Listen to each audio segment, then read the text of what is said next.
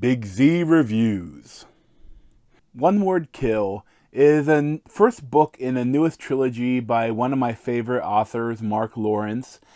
And this time he's doing something different because most of the time his books are set in a fantasy world, although a lot of times they have a little bit of science fiction-y stuff thrown into it. But this one is just, a straight kind of science fiction, except that the only fantasy that comes into it is that the main characters are all part of a D&D group. So it will obviously be compared to something like Stranger Things, but this book is set in the 80s and it's set in the UK, and they're like 15, 16 years old, all the kids. And the big thing is that the main character Nick, he is diagnosed with leukemia and he's dying, and he has to get chemo, and that's when things start to go weird. But the writing is what I love so much about all of Mark Lawrence's books. Like he has a certain authorial tone to it, where his writing is very eloquent and very very exact, but like he knows how to turn a phrase, and it's a higher level of writing than most fantasy books and most genre books. But at the same time, it's not overly flowery. Like he doesn't overuse anything. He gets to the point, but he gets to the point beautifully. Like I really love how he writes, because he knows how to set a scene and how to describe things, but again, he never really over describes, and he paints a picture in your mind while you're reading that I've always been really attracted to and really works for my brain for how I read. And like in this one, this is of course set in like, I don't know if you call it like urban fantasy. It's kinda, but not really. And honestly, like it could be called a young adult book because they're all young adults, and it's not quite as not as violent as his other books, and there's no really sex or anything too adult about it. I really consider it more like an all ages book, and this is great because I think he also like has a third book in his other fantasy trilogy that actually just came in the mail the other day that I want to start reading, but I wanted to do a quick little review of this one before I started it. And like, this is cool because this is his first kind of foray into different ways of publishing, kind of, because this is with 47 North, Amazon's kind of indie publishing arm. And I hope that they do a lot of like publicity for him. I don't know, they do anything like an early read sort of thing that they sent the book out earlier than they were supposed to be. But I think too that it's kind of cool because you don't have to wait too long to read the rest of the series. I think they're putting out like a book a month or something like that, and the book isn't too long, but it kind of grabs you, and I love too that I hate when sometimes in books, especially the first books of a series, it doesn't feel like a full story. It doesn't have beginning, middle, and end. But this one, One Word Kill. If I just had this book and read it'd be fine. Like, I'd be good. I'm satisfied with what I read. I mean, of course, I would like to hear there's more to the story, and we're going to get that more of the story in the next books. But this is a completely self-contained novel, and I love when an author can do a trilogy or a series, but also have each book be completely self-contained, and he really does it with this one. There were a lot of parts of the book that I really loved, and especially like even just from the start, that while he's doing the description of how he's getting the chemo and everything is so well written.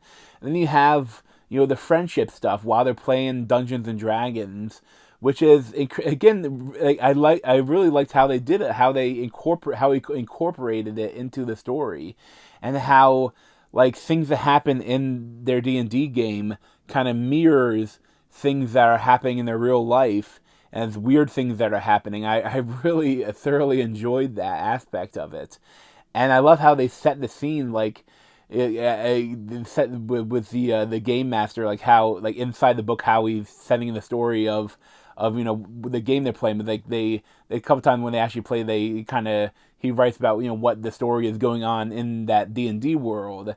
and they don't do too much though. It doesn't go over the top with it. And I think that one thing I love though is that this delves into quantum mechanics and different different other ways with different things of physics and like multiverses and time travel, and it's like because things happen like they like while he's doing the cancer and stuff, he sees someone that looks suspiciously familiar, and puts himself into his life, and he has to deal with things that are going on that are metaphysical, where his character that says he has to do things to help the future, like things happen in the future, and it's a lot of tricky things it does. And I really liked how it describes it, because like I know about a lot of this stuff. It interests me, but if you're a complete layman, if you've never heard of this stuff, and you're reading the book, the way he describes it, it dumbs it down, but it dumbs it down in a way that you still get everything that it wants to get, all the parts of it, but it's more understandable. Like, I really like how he describes everything. And I must say that the way he uses time travel and the multiverse sort of thing, it puts itself into my top 3 uses of time travel in any story, like the realistic use of it. And the other 2 that I really like is the movie version of Harry Potter and the Prisoner of Azkaban, because I mean the whole time turner stuff in that movie is kind of goofy, but I really liked how the movie did it more than the book. Because like while you're watching the movie in the present, like there are characters slightly off screen from the future doing things that are because like I always thought that the biggest problem with a time travel story is that if the person would have the memory of themselves doing it, if they go back to do it, and it is their world, if what they go back in time would actually impact and change their own future, they would have a memory of themselves, of seeing an older version of himself going back in time and doing things. Or like he would have a memory, or the other problem with that is that he wouldn't need to go back in time because that thing was already changed. So it's kind of like the paradoxes of time travel. But I like, in that Harry Potter movie, you see multiple times where they're already doing it and they just don't realize it. I really like that. And also the other one I think is probably my favorite use of time travel is from the Dragon Ball Z in the Android or the Cell saga with Trunks. Like, because he is in a world where the androids have kind of like taken over because Goku is like after defeating all these powerful beings, he's struck down by like a virus, and so that when the androids come about, the heroes aren't strong enough to defeat them. So he's kind of like living in the post-apocalyptic world, and his Trunks' mom Bulma decides to make a time travel machine to send him back, so they cured the virus, so they can give the cure to Goku, so that he'll be able to save the world. And he goes back, and but when he goes back, he changes things, and that world is now kind of in a different universe, and things are different. But I love that that the whole idea that like no matter what he does in this world, his future is still the same. That's a different universe now. It's a branching path. It's not the same universe. So there's nothing he can do in the past would actually impact his own future. And that's really the future he cares about, but that's his story. So that but I really like what they did with it, because in that one, because of all his training with the other Z fighters and fighting these powerful villains, he's able, once everything's done, once the dirt is settled, he's able to go back to his future, his present, and he can now defeat the android because he's more powerful. And I've always loved how they use time travel in that story, and it's such a weird thing to have a manga and anime use time travel so well. And that's kind of what One Word Kill does. Because it plays with the multiverse theory and different theories with how the time travel could work. Because obviously I always found that theoretically, you could send light you could travel time. Like you could send it backwards in time or forwards in time. But I've always found that I don't see how anything with mass could be sent forward and backwards, something living.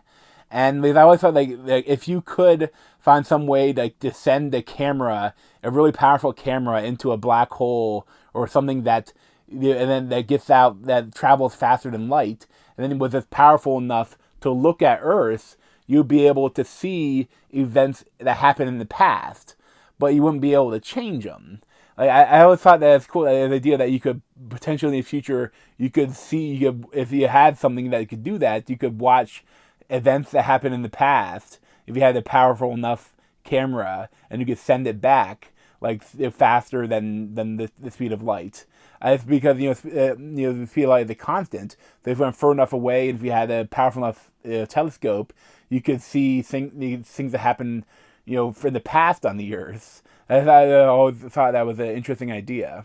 But these conversations with Nick, the future, the person, and the one members of his D&D group, when he's explaining what's going on and how things work, like it could be a boring info dump, but when Mark Lawrence writes it, it's so interesting and really kind of grabs you, and you wish he would even go more about it, like, because I really like how his mind crafts this, like how he like tells the story, how he shows what it means, what it will do to the story, because like the idea that if there is an infinite a number of universes, and every choice that everyone makes is a slightly different branch on this tree that goes past, way into the past, at this one tree, but in the actual present, there's all these different branches. That the idea that if there is an infinite number of times, so if a person, it's bound to happen when, as it approaches infinity, at least one of these times, if a person can time travel, they'll go back and they would get everything perfect enough so that what they did in the past would affect what happens in the future. But you have to do everything exactly, and you have to maybe mess with the minds of people, and you have to make sure everything happens exactly, and you have to screw around with things to make that happen, so that what you did in the past would actually affect the people you care about in your universe. And I just love that idea. And of course, being a coming-of-age story set in the 80s, there are some bullies, but I like the bullies because, like, the idea that, they're kind of in a school for the gifted, sort of like more like a private school, and so they're more like private school bullies. So the one that's kind of a henchman of this other guy is kind of insane, and the insane guy is kicked out of school, and he decides to become a gangster, and he takes everything too far, and he's wielding a knife and a machete, and it becomes something that they have to overcome. And I like that what they did with that. But like he described some at one point, like it feels that the bullies felt like, especially the one that was the henchman, kind of, he felt like a bully that had seen all the bullies in the old movies and tried to replicate it but couldn't quite get it. I really like all the descriptions in the book, and I will say, like, I haven't read the rest of the trilogy yet, but I think that if the rest of it is good as this first book, I think that a lot of people should read it, and I think a lot of people will love it. Because I thoroughly enjoyed this, and I probably give like a 9.25 out of 10. Like, One Word Kill is kind of great. It has everything you'd want in this kind of story. And I love Mark Lawrence's work, and I hope that other people find it, and if they like this stuff, they'll get his other fantasy books a try, because I love those fantasy books, especially they're all really good, but the one that's going on now, and it's just had the third book come out, is really excellent. I have other videos for his other trilogies. I think I've done some reviews of them before, so I'll link to them in the description. But thanks for watching. Make sure they replace my head and scratching that Z over there. And by the way, sorry about my hair. I was doing a different hair gel, and then I need a haircut, and nothing really worked. So I just decided to do a crazy little faux hawk. But it'll be normal next time. But thanks.